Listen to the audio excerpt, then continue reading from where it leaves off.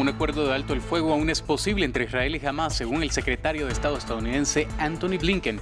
Esto luego de que el primer ministro de Israel, Benjamín Netanyahu, rechazara los términos propuestos por Hamás para una tregua. Chile despide al expresidente Sebastián Piñera.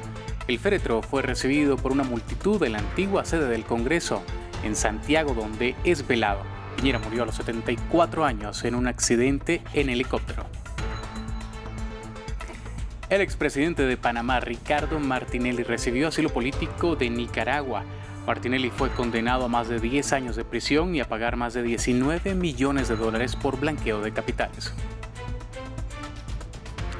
Bienvenidos a esta nueva edición de Noticia aquí en France 24 en español. Soy Jorge Hurtado.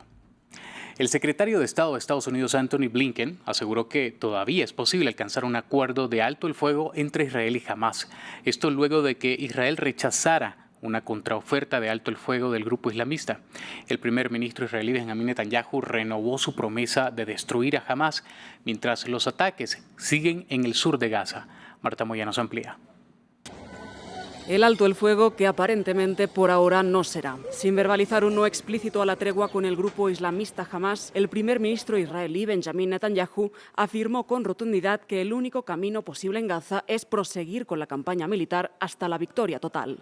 La continuación de la presión militar es una condición necesaria para la liberación de los rehenes. Rendirse a las locas demandas de Hamás que hemos escuchado ahora no solo no conducirá a la liberación de rehenes, sino solo llevará a otra masacre. Netanyahu también dijo que la ayuda humanitaria recae en manos de Hamás en el enclave palestino, que no ve viable la liberación de presos palestinos condenados por delitos de sangre y que la victoria será cuestión de meses. En la víspera, Hamás propuso una contraoferta de tregua basada en 3 fases, en las que se incluiría, entre otras cuestiones, una liberación gradual de los cerca de 100 rehenes israelíes que siguen en sus manos después del ataque del 7 de octubre y la retirada de las tropas israelíes de Gaza. Estábamos deseosos de abordarla con un espíritu positivo para garantizar el cese de la agresión contra nuestro pueblo palestino y un alto el fuego amplio y completo, así como garantizar el socorro de nuestro pueblo, el refugio y la reconstrucción para dar alivio al sufrimiento palestino. El secretario de Estado estadounidense Antony Blinken, de visita nuevamente en la región para continuar los diálogos con los actores en conflicto y también los potenciales mediadores, destacó las dificultades del acuerdo, pero insistió en que hay espacio para la negociación. Aunque hay unas claras dificultades en las respuestas Hamás, necesitamos un espacio para que se llegue a un acuerdo y vamos a trabajar en ello incansablemente. Mientras continúan las conversaciones, la guerra entra en su 5º mes y en terreno los ataques israelíes continúan en el sur de Gaza, cuando el número de muertos está próximo a los 28.000. Y ahora vamos con noticias de la guerra en Ucrania. Según las autoridades ucranianas, una ola de ataques rusos con misiles mató a 5 personas este miércoles. Se reportó un fallecido en Mykolaiv y otros 4 en Kiev. Los hechos ocurrieron cuando en la capital ucraniana se encontraba el jefe de la diplomacia europea, Josep Borrell, para abordar las reformas para la entrada de Kiev a la Unión Europea, así como detalles de la nueva ayuda militar y económica de Bruselas tras la aprobación del bloque de un paquete de $54.000 millones la semana pasada. Mientras tanto, en Estados Unidos, los republicanos del Senado rechazaron el acuerdo bipartidista que reforzaba la seguridad en la frontera a cambio de las ayudas para Ucrania e Israel. El hecho llega luego de que el expresidente Donald Trump criticara el proyecto de ley.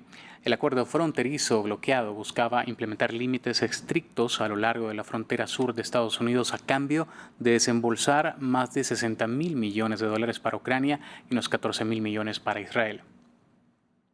Ahora cambiamos de tema y vamos a Chile porque el féretro del expresidente Sebastián Piñera ya se encuentra en la antigua sede del Congreso en Santiago. Piñera, de 74 años, falleció el martes cuando el helicóptero que pilotaba cayó en el lago Ranco. Patricia Luna, corresponsal de France 24 en español en Chile, nos ampliaba previamente esta información. Pues muchos ciudadanos de a pie, Jorge, aparecen aquí esta noche. Son decenas de personas las que todavía quedan aquí. Es bastante tarde, han sido bastantes horas, han pasado centenares. Vemos familias enteras, personas mayores, personas de mediana edad, jóvenes, niños, muchas personas que se han acercado a dar un último adiós, una despedida, a rendir homenaje. Traen flores, traen velas, traen banderas chilenas, gritan chi, chi, chi, chi, le, le, para recordar al expresidente Sebastián Piñera. También Traen una de sus fotos más emblemáticas, la que se usaba cuando era presidente y estaba en todos los organismos oficiales, con insignias como "Gracias por todo".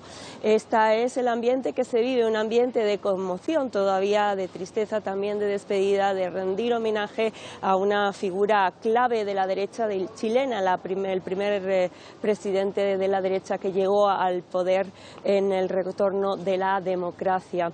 El féretro del presidente Piñera llegó con retraso aquí al ex Congreso Nacional sobre el cronograma previsto y se suspendió la ceremonia privada que estaba también prevista para abrir directamente al público la posibilidad de poder despedirse de él. Lo han hecho de forma organizada en grupos cumpliendo las reglas. Uno de los momentos más emocionantes se vivió también cuando los ministros del actual gobierno hicieron la guardia de honor y se pusieron al lado del féretro. Fue un momento muy emocionante en el que se mostró ese espíritu republicano que existe en Chile, en el que, más allá de las ideologías de cada uno, evidentemente el de este gobierno era muy diferente, fue muy crítico en su momento cuando muchos de ellos eran diputados, en el caso del propio presidente Boric o de la vocera Camila Vallejo.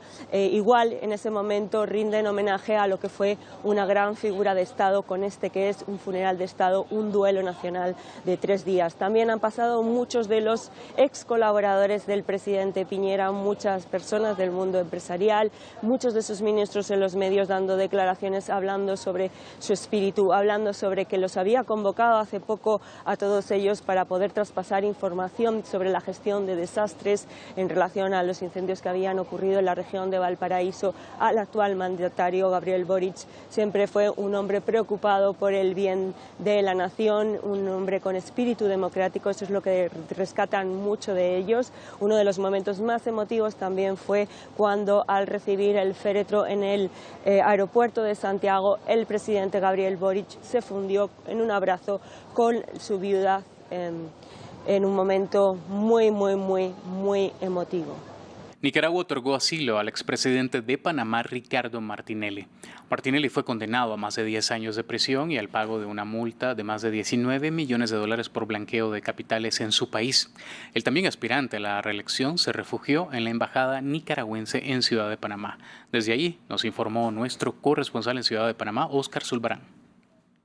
El pasado 2 de febrero, la Sala Penal de la Corte Suprema de Justicia publicó un fallo que dejaría en firme la sentencia en contra del expresidente Martinelli, una sentencia de 10 años y 8 meses de cárcel, además de una multa de $19 millones y el traspaso de las acciones de un grupo de medios de comunicación que precisamente es el denominado caso New Business, en el que el expresidente Martinelli los habría adquirido durante su mandato con fondos públicos, y el caso precisamente que se le atañe al presidente Martinelli tiene que ver con el blanqueo de capitales. Él en los días siguientes, incluso en el inicio de la campaña que fue el pasado sábado, participó de ese inicio de campaña electoral como candidato presidencial